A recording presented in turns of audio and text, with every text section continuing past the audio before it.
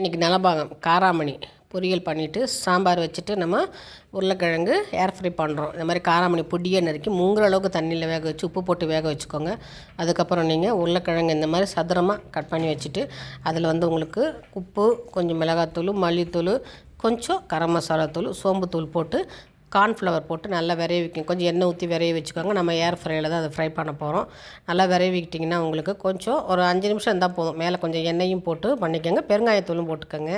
ஏன்னா ரொம்ப நேரம் பண்ணோன்னா தண்ணி விட்டு போயிடும். அதனால் நம்ம நல்லா இது விரைவிக்கிட்டு ஒரு 5 நிமிஷத்தில் நம்ம ஏர் ஃப்ரையில் வச்சிடலாம். ஒரு 5 நிமிஷம் இருக்கட்டும். அதுக்குள்ளே நம்ம சாம்பார் பருப்பு வெந்துருச்சுல, இந்த பருப்பில் ரொம்ப சிம்பிளாக தான் பண்ண போகிறேன். இதில் கொஞ்சம் பெருங்காயத்தூள் போட்டுவிட்டேன். அதுக்கப்புறம் கொஞ்சம் என்ன பண்ணேன், சாம்பார் பொடி, கொஞ்சம் மஞ்சத்தூள் சேர்த்துக்கிட்டேன். நான் ஏற்கனவே வடாகம் இருந்ததுனால வடாகத்தை வச்சு தான் நான் தாளிக்க போகிறேன். கொஞ்சம் புளி தண்ணி ஊற்றிக்கோங்க. நமக்கு இப்போ அதில் வடாகம் போட்டு தாளித்ததுக்கப்புறம் அந்த சாம்பாரை போட்டுட்டு அதுக்கப்புறம் சாம்பார் பொடி போட்டு நல்லா கொதிக்க வைங்க. உங்களுக்கு கொஞ்சம் புளி தண்ணி ஊற்றி ரொம்ப சிம்பிளாக ஈஸியாக பண்ணிடலாம் சாம்பார். வெங்காயம்லாம் எதுவுமே வேணாம். வடாகம் வச்சுருந்தா நமக்கு அந்த வடாகமே போதும். கருவேப்பிலை கூட உங்களுக்கு தேவையில்லை, கொத்தமல்லி தேவையில்லை, அவ்வளோ ருசியாக இருக்கும். அதுக்கப்புறம் நம்ம காராமணி வேக வச்ச காராமணியை நம்ம வடித்து வச்சுட்டு அதை தாளிக்க போகிறோம். அதை நம்ம என்ன பண்ணலாம், வெங்காயம் கூட தேவையில்லை, சீரகம் தான் போட்டிருக்கேன். சீரகம் போட்டு தான் வதக்கியிருக்கேன். நோ வெங்காயம். காஞ்ச மிளகா, சீரகமும் காஞ்ச மிளகாவும் போட்டு தாளிச்சா போட்டு கொஞ்சம் சாம்பார் பொடி இல்லை மேல் பொடி போடுங்க.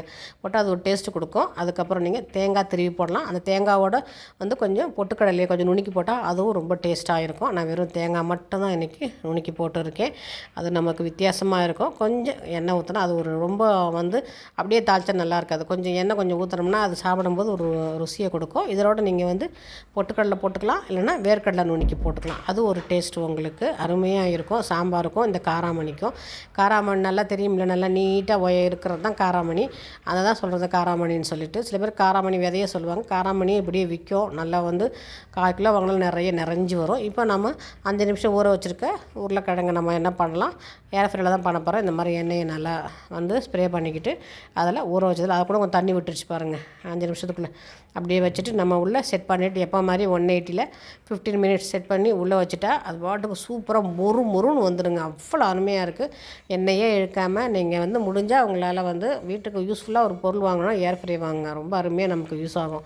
எல்லாமே ஆயில் இல்லாமல் நம்ம பண்ணிக்கலாம். அப்பளம் பொரிச்சிக்கலாம், எல்லாமே பண்ணலாம். நம்ம ஒவ்வொன்றா பண்ணும்போது உங்களுக்கு காட்டுறேன். இதையா வீடியோ பண்ணால் ஒரு நாள் நான் இதையும் நான் சேர்த்து உங்களுக்கு ஏர் ஃப்ரை வீடியோ போடுறேன். இப்போ பாருங்கள், 15 மினிட்ஸ் ஆனதுக்கப்புறம் இப்படி மொறுன்னு இருக்குது பாருங்கள். அப்படியே கலன்னு இருக்குது. இப்போ நலபாகத்துக்கு நம்ம ரெடி ஆயிடுவோம்.